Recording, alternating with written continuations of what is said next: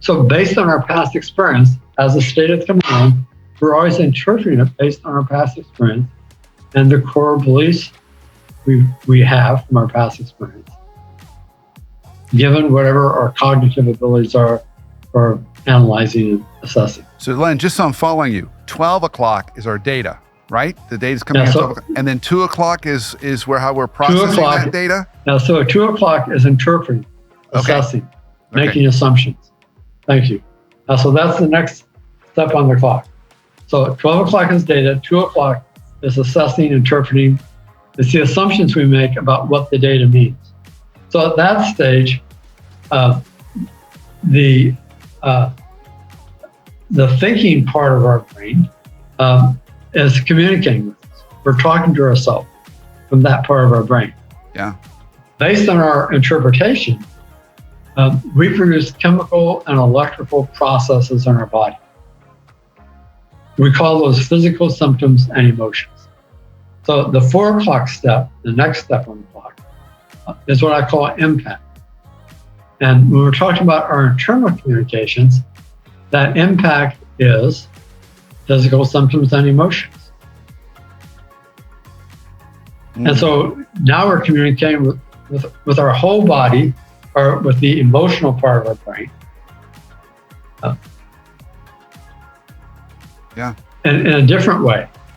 And what's really important about this communication is that our emotions tell us how important things are. Our emotions give value to things.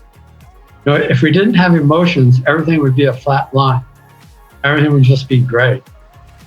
There would be no excitement. It would just be the same. Right. Our emotions is what gives color and texture and excitement, motivation. Emotions tell us how important something is to us. And our physical symptoms are often telling us the same things. So we're communicating with ourselves in a different way. So at this point, we have 12 o'clock data. We have 2 o'clock, this assessment interpretation we do of what the data means for us.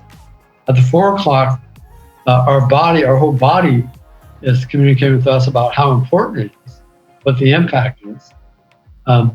And based on that, we move to 8 o'clock, which is needs. Needs are conditions that do not exist that we want to bring into existence. Okay. Needs can be physical, they can be emotional, they can be intellectual, spiritual, relational. They can be in any category. But a need means that something's lacking, something's missing, something's inadequate. We don't have enough of something. Something's out of balance. And we want to fill whatever that is. So if I'm hungry, I need food. If I'm thirsty, I need something to drink. If I'm lonely, I need connection or companionship. If I'm confused, I need clarity. If I'm afraid, I may need more data, or I may need protection. But whatever that need is, then moves us to the 10 o'clock. And so whatever that condition is that we need to bring into existence, the result is 10 o'clock is solutions. And solutions are always actions. They're behaviors. It's something that we do in order to bring that condition into existence. And so now we have 12 o'clock data, interpretation assumptions, physical symptoms, impact, which in our internal communication are physical symptoms and emotions. We have needs, conditions that we want to bring into existence, and then our solutions are actions we take. So if we think about this in a situation where we in fact are communicating with someone else, our behavior, what we do, is their immediate data. So our 10 o'clock is their 12 o'clock. So they're hearing us, they're seeing us, they see what we're doing with our body, and they respond to that. And how they respond to that now is our new data. And the process continues. We are continuously in this loop in ourselves. So sometimes it involves communication with other people, but other times we're in that same process because we're observing something, or we're smelling something, or tasting something, or hearing something. But we are always in that process of internal communication. So I love that. And from a logical standpoint, it makes perfect sense. And there can be logical things that might play out. So for example, it's 74 degrees. I believe it's a little bit warm in here. I'm uncomfortable. So I need to be comfortable. So I go over and I turn the thermostat down a little bit, right? Pretty logical. Yeah. There's not a whole lot of baggage that gets into play there. But that's right. What I'm curious about for our conversation here today, and you can redirect me, but it seems like that beliefs and assumptions stage, that number 2, that lens is where we can sometimes take this and go a little south. So if you had a parent that always operated a certain way, and you're getting data and it's making you think of that parent, and it triggered negative things for you, then all of a sudden you're kind of filtering through that lens.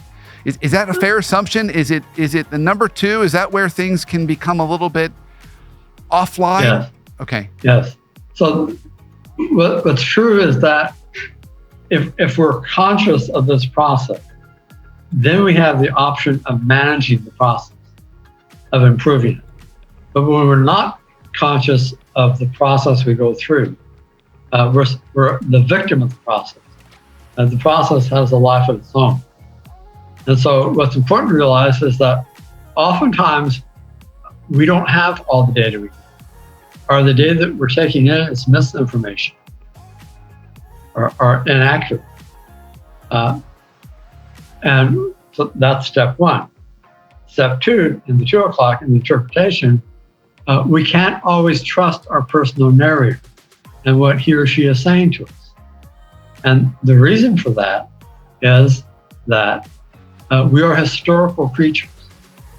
We have every experience we've ever had stored within us. It's all there. If you look at the brain of a newborn baby, it's very smooth. If you look at the brain of a 79-year-old man like I am, that brain looks like a mountain terrain. It has all these crags and crevices in it because there's a lot of experience stored in that brain. So we don't have it all conscious. We don't have it all easy access to it in our memory, but we have stored in us every experience we've ever had. And what's true is that during every day, we literally become different ages all day long.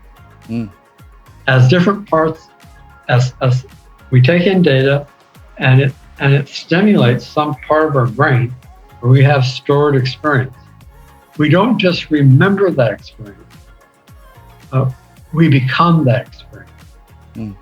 We have the same feelings that we had at that time, and we positively or negatively we may react behaviorally the same way, and we will think the way we thought at that age.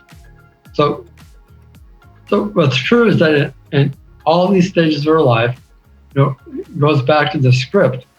We have formed core beliefs. Now, a lot of those beliefs we formed when we were very young. We had very little experience, and our brain was just beginning to develop. So some of the things that we, and another point is that every belief that goes into long-term memory has emotion attached to it. It's the emotion that burns it into the neural network of our brain. The stronger the emotion, the more true the belief seems to us, which has nothing to do with facts. The stronger the emotion, the more true the belief seems to us. So we have emotions going back from birth. We have beliefs going back from birth that we have stored away, many of them unconscious, that seem irrefutable to us. That's just who we are. That's just who other people are. That's just how life is.